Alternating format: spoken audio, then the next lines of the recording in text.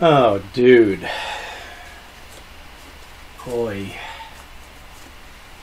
Okay, I'm sorry. I've been a little inspired lately, and yes, maybe a little too enthusiastic.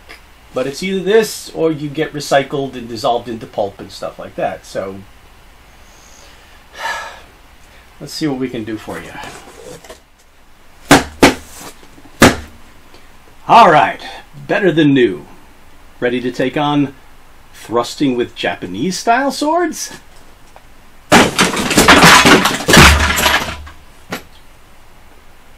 Why do you think I fixed you?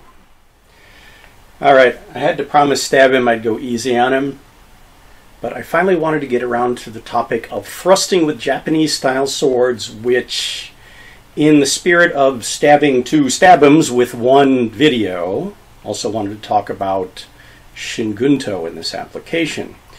Because the biggest concern when it comes to using a Japanese sword for thrusting or stabbing is Sori, curvature. So I'm going to use two different versions of the Gunto.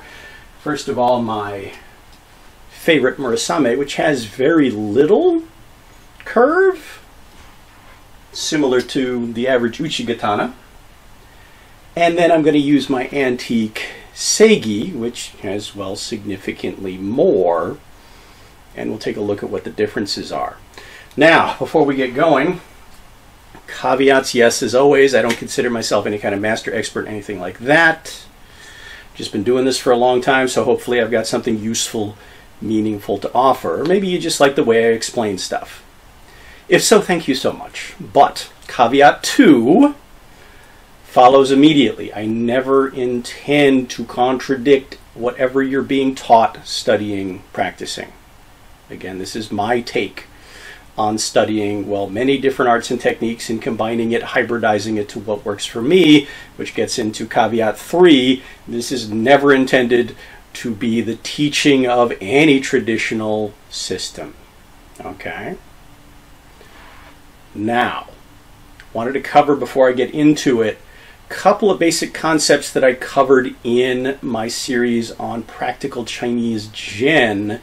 Specifically, that video I did on thrusting, where I talked about, well, not only different kinds of thrusts, which aren't necessarily going to all apply here, but specifically the difference between thrusting and stabbing. So I'll use those words interchangeably. For me, thrusts are more in line with the arm, okay? So you're going to see more of that classic handshake grip, more extension. Whereas a stab for me comes from a hammer grip, and it's going to be something done at closer range and not nearly so straight in line in terms of body mechanics. The sword is actually going to be quite right angled to the arm most of the time. So let's take a look at some basic concepts. Okay, let's start from the bottom up. Let's talk about stance and footwork. Now, I've got a series coming out on maneuvering that not only covers Musashi's advice, which is to move as naturally as possible, but also the types of maneuvering footwork that I commonly use. I'll go over them just a little bit today as they apply to this. But I also did a video on the concept of splaying, which is what happens when your hands get crossed up in certain positions. Specifically, if you're a right-handed swordsman and you're using your sword in two hands, and we're going to be primarily demonstrating two-handed thrusts today. Sword on the right side of your body, tip forward, yeah, your hands wind up crossed. And one of the things I pointed out, which is going to definitely come up today a lot, is one of the easiest ways to alleviate that is that would be a great time to step your left foot forward. And we'll talk about those stepping patterns for my version of passing steps in those other videos. You can use whatever one works for you. So yeah, if you're going to be doing it from this side, left side, naturally coming forward, same thing you would do in cuts in that direction. Talked about that in that other video. So that's one thing. The other kind of footwork I definitely wanted to talk about was the difference between a sliding, following step, gathering step, depending on the terminology you're using, and a lunge. And as I've mentioned in other videos, taller, narrower stances for me are great for maneuvering, for free movement in and out. I lower and widen my stance when I want to apply leverage and power. Not so much for the reach of the lunge, even though, yes, I'm working on that as I'm exploring Hema. But, yeah, it's not necessarily part of my Japanese-style sword practice. So, lunging out by stepping out a foot. And speaking of splaying, if I had my right foot forward, sword on my left side, yeah, that's a lot more natural, a lot easier extension. Lunging out to a stance that's, say, 2 shoulder widths wide. For me, that's really hard to back out of. I'm probably going to have to immediately follow step. You can't see my legs, but what I would do, yes, I want to get this reach and this power behind it, but my back foot would immediately come up about half a step, and that could be used to throw me back again or reposition myself to be able to do something else.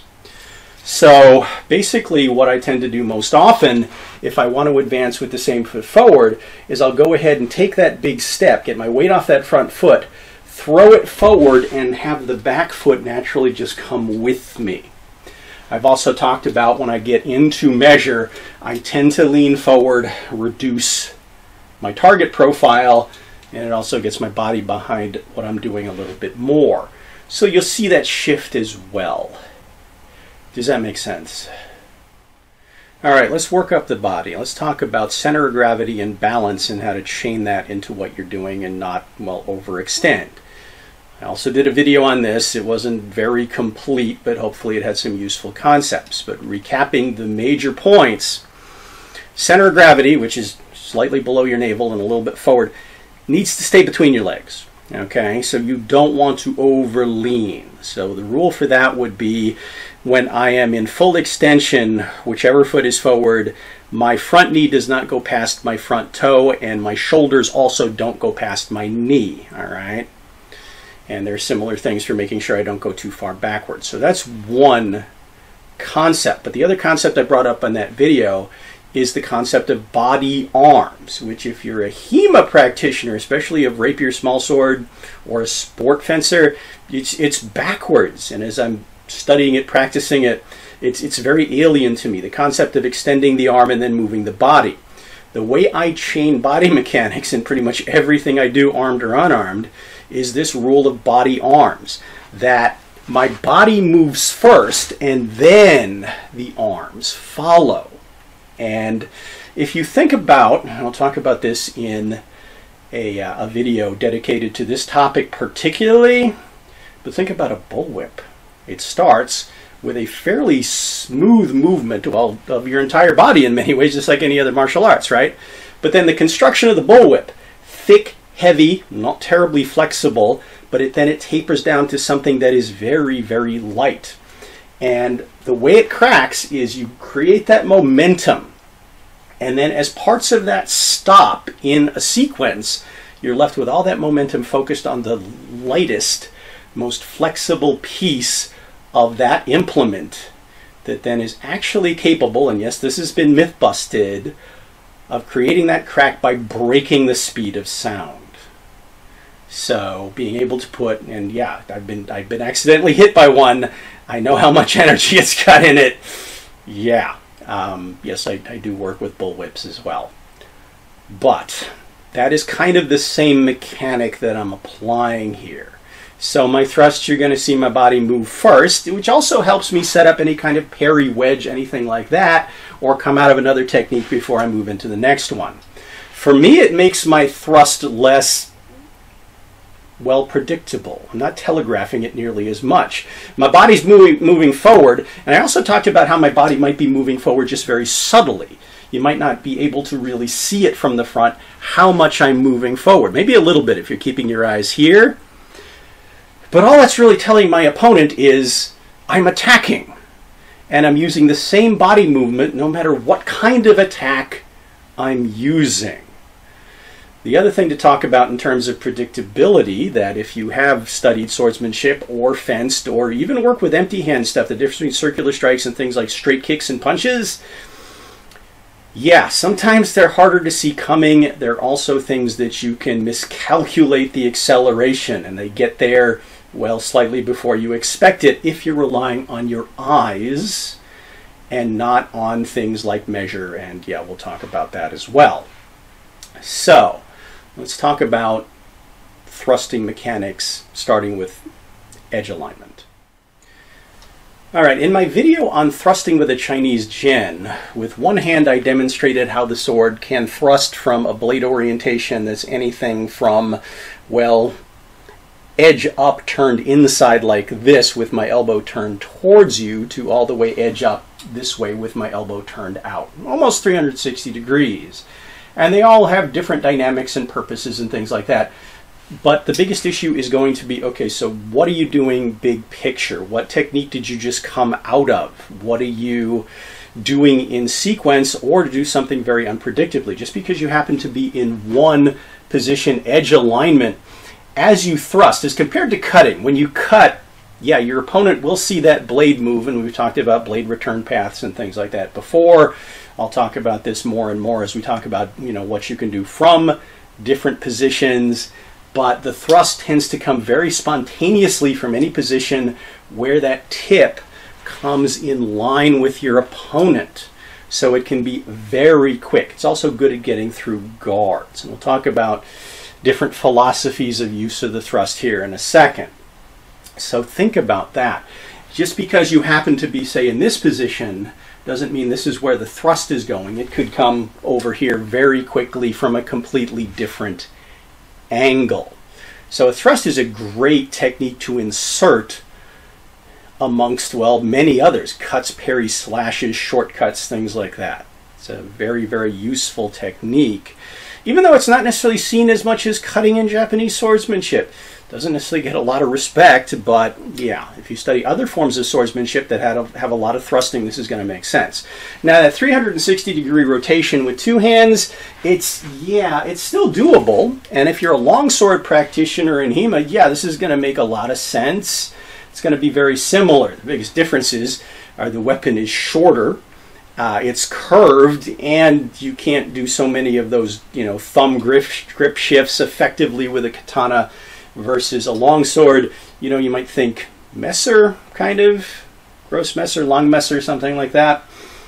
But angles can be anything from straight vertical, which you see in either a Seigan or Chudan extended position.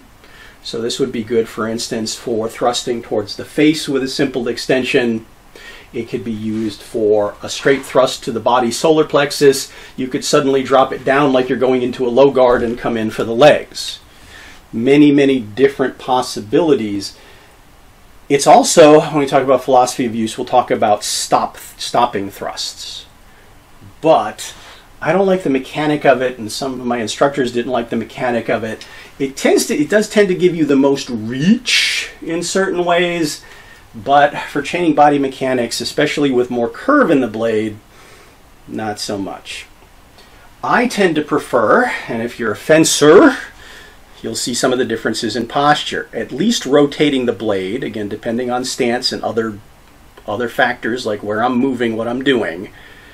A little bit more this way, a little bit more this way. And this is also what I do with these guards. I might sink them very close back towards my body, or more extended. Now, like many other techniques that I've talked about, one of the things you don't want to do is chamber before you do it. Okay, you don't have to. If you're using the body arms mechanic, you're basically able to start with your sword about at least halfway withdrawn from full extension, propel it with your body, and then extend into it.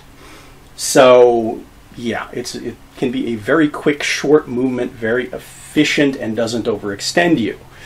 Now, one of the things that they say about weapons like this, which I thought was amazing when I first heard of it, but then as I experienced more swordsmanship, I was like,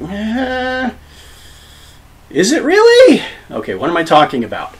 The thought with the curvature, using the curvature of the Japanese sword, so that I can set up this angle of attack as that automatic wedge that you would see in, say, rapier fencing, where it kind of naturally deflects a vertical or straight thrust attack out of line with you. So it'll pass by you as you turn your body in the thrust. Could you not do that with a straight blade? Well, of course you can. But this was something that, you know, people who favored the sword were very proud of, and I thought, ooh, that's awesome.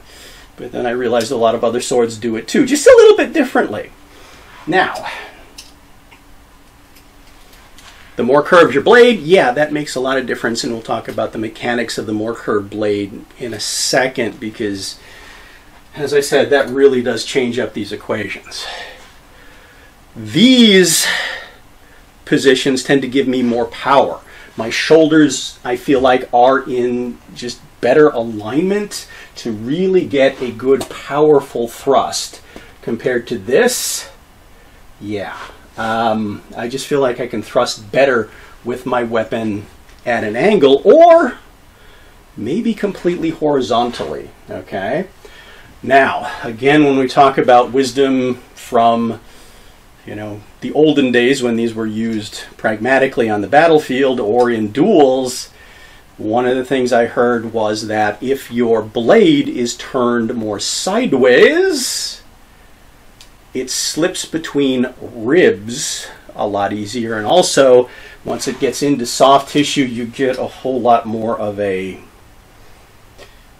well, we won't go into it in detail because we don't want to be totally demonetized in the future, but let's say I've done this on a meat target and oh my, wound cavity, yeah, it's pretty impressive. So in that case, combination of the blade dynamics and Sori, yeah, makes a phenomenal hole in things. But the idea is I can do it pretty powerfully with a lot of body, my whole body behind it in a very short space out of a cut, parry, anything like that. And I can use it at different measures. Now, converting this into a stab versus a thrust, well, thrust is going to be out here. Stab is going to be basically here. So, yeah, I'm driving it from here, more of a hammer grip, more shoulder. Yeah, this is really good for when your opponent gets very close to you and you can catch him with something like that. Now, what about the difference between left side and right side? One of the things you might notice, let me see if I can make it work, is if I keep my feet in the same position, right side forward versus left side forward, I feel like I lose just a couple of inches of reach with that cross hand. But if this is something I'm doing naturally with a passing step, I'm more than making up for it, okay? It just naturally, if I'm moving into a thrust in that orientation, I'm going to get the extra reach. Depends on if you feel like you have time or the ability to move that way, or it just makes sense to move that way, depending on what else you're doing in terms of cutting and parrying. It's always part of a larger chain. Now, one of the signature styles of thrusting that you see in Japanese swordsmanship are the edge up, large cloud thrusts. So, sword coming over the top like this, okay? This may feel very awkward and weak. If you are a practitioner, again, of longsword, you're probably practicing something very similar to this, and you kind of know how to overcome it. But the idea, again, is if I'm using body arms, I'm really just setting up the thrust, propelling myself forward as a unit in a compact, effective, efficient way, and then extending behind it, pushing the blade forward. And I do shift my grip a little bit to do this to get different alignment. Now, also, I cheat in a way. It's not a perfectly vertical blade or even nearly a vertical blade. Sometimes as I'm extending, my blade will rotate to almost a 45-degree angle outwards, okay? In the stab, it's a much shorter technique. It can be very good in getting over and around guards as parts of combinations. But again, going back to history, especially armor fighting, think about how swords are used in armored combat in Europe, not necessarily for the cut. A lot of half-swording was often involved, or the use of a dagger to get in and basically try to get this tip in a gap in the armor. So a lot of times these thrusts, as you're fencing with someone, were designed to just wind into that right spot and shove. Okay, get into that gap and shove. And in that sense, you don't need to even get your tip on. You can get in a position where pushing that edge does a massive amount of slicing, as I said, or even withdrawing, you can do some slicing action. So it might be in the shoulder gaps under the arm, in some of the leg vulnerabilities, or, yeah, in here.